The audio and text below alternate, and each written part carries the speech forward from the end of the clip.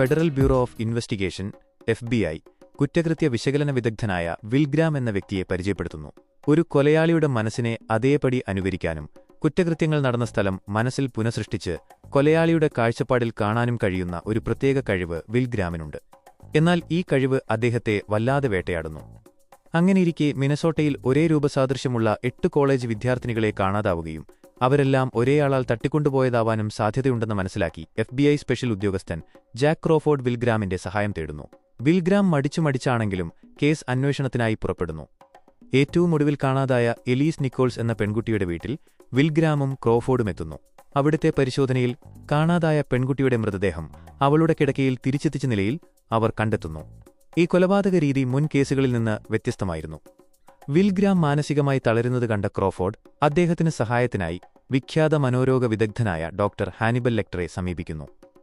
Doctor ലെക്ടർ FBIക്ക് വേണ്ടി ഉപദേഷ്ടാവായി പ്രവർത്തിക്കാനും will ഗ്രാമിനെ നിരീക്ഷിക്കാനും സമ്മതിക്കുന്നു.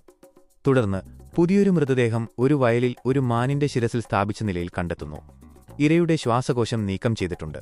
കൊലയാളിക്ക് പോലീസ് മിനസോട്ട ഷ്രൈക്ക് എന്ന് വിളിപ്പേര് നൽകുന്നു. ഹാനിബൽ ലെക്ടറുമായുള്ള സംഭാഷണങ്ങളിൽ കൊലപാതകങ്ങൾക്കിടയിലെ സമാനതകളും വ്യത്യാസങ്ങളും വിൽ ഗ്രാം കണ്ടെത്തുന്നു. ഷ്രൈക്ക് യഥാർത്ഥത്തിൽ ശ്രദ്ധ തിരിക്കാൻ ശ്രമിക്കുകയാണെന്ന് അവർ മനസ്സിലാക്കുന്നു. അന്വേഷണം മുന്നോട്ടു പോകുമ്പോൾ അവർ യഥാർത്ഥ കൊലയാളിയെ ഗാരറ്റ് ജേക്കബ് ഹോബ്സിനെ തിരിച്ചറിയുന്നു. ഹോബ്സ് സ്വന്തം ഭാര്യയെ കൊല്ലുന്നതും മകളെ കുത്തിപ്പരിക്കേൽപ്പിക്കുന്നതും വിൽ ഗ്രാമിന് തടയേണ്ടിവരുന്നു.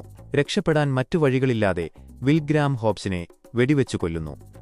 എന്നാൽ ഈ കൊലപാതകിയെ ഹോബ്സിന്റെ അടുത്തേക്ക് നയിച്ചത് ഹാനിബൽ ലെക്ടറാണെന്നും ലെക്ടർ ഇതിനോടകം തന്നെ ഒരു തുടർക്കൊലയാളിയും മനുഷ്യമാംസം ഭക്ഷിക്കുന്നയാളുമാണ് എന്നും സൂചന നൽകിക്കൊണ്ടാണ് എപ്പിസോഡ് അവസാനിക്കുന്നത്.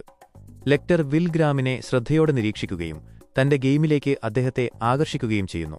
ഹോബ്സിന്റെ മകളായ അബിഗെയിൽ ഹോബ്സിനെ ലെക്ടർ പരിചരിക്കുന്നതുവഴി വിൽ ഗ്രാമിന്റെ ജീവിതത്തിലേക്ക് കൂടുതൽ അടുക്കാൻ ശ്രമിക്കുന്നതും കാണിക്കുന്നു.